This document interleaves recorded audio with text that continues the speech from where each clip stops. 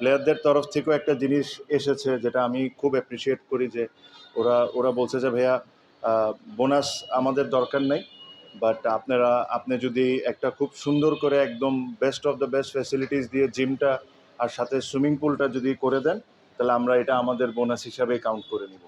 So হ্যাঁ, মানে বোনাসের টাকা না, এটা করতে তো আরও অনেক বেশি টাকা লাগবে, বাট তারা তাদের তরফ থেকে এই কন্ট্রিবিউশনটা করতে চায়।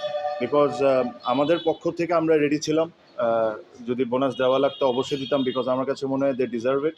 বাট এই উদ্যোগটা তাদের অ্যাপ্রিসিয়েট সবারই করতে হবে, বিকজ তারা খালি নিজেদের কথা চিন্তা করেনি। এই ফ্যাসিলিটিস তাদের ছোট ভাইরা যারা আন্ডার 19, আন্ডার 23 এইচপি, হয়তোবা তারাও এই ফ্যাসিলিটিসগুলো ইউজ করবে।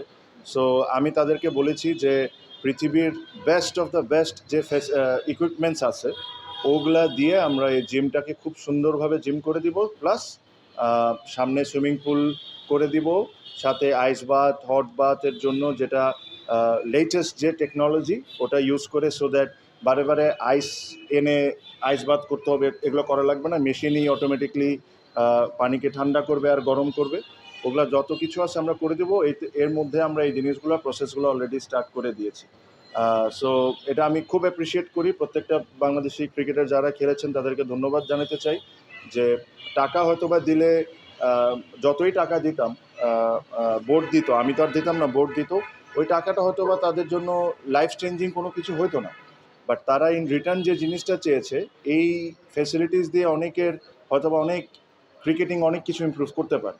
সো আমি তাদের এই চিন্তাটাকে অ্যাপ্রিসিয়েট করি।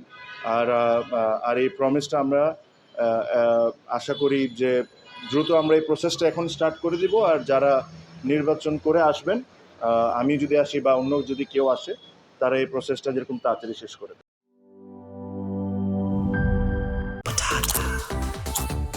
Spicy and crispy. তাহলে তো এটা চিপস ব্রো, টেক্সচারটা একটু ডিফারেন্ট। এটা তাহলে বিস্কিট, এটা চিপস ব্রো।